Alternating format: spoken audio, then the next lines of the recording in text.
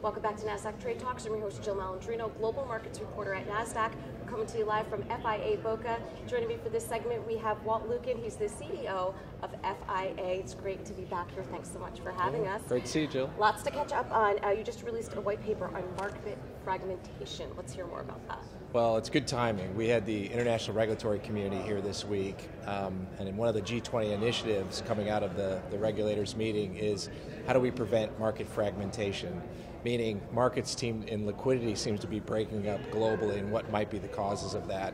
So we put out a paper this week on Tuesday suggesting that we need a more comprehensive, integrated regulatory framework where home country recognition between regulators allows countries to not have to duplicate regulation and have regulatory coordination. So the paper makes recommendations to the regulatory community that will help to solve some of this regulatory fragmentation. It seems really timely as well because there's so much new technology that's coming out faster than the regulators can come up with. So if you have a more standardized regulatory process, it sounds as if it will help with implementation and adoption of these technologies.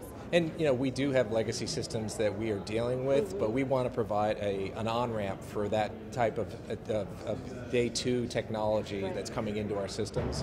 And so coming up with a consistent, coordinated regulatory framework will help that fintech movement have an on-ramp into our industry. All right, let's put some inside baseball. What are some of the key themes that we're hearing throughout the conference?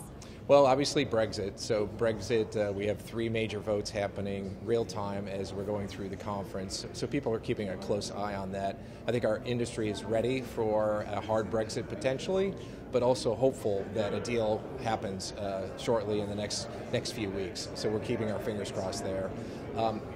Obviously the chairman of the CFTC also talked about his agenda and what he would like to accomplish. There's a lot to be done. Cross-border is one of the issues, but several topics on CEF reform, on the Volcker rule, a variety of other things on his to-do list as well.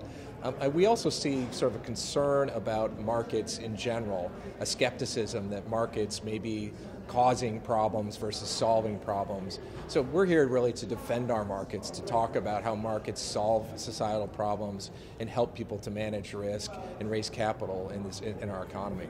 Thank you so much for joining us, as always. Yeah, good to see you. And thank you for joining me throughout the day. I'm Jill Malandrino, Global Markets Reporter at Nasdaq.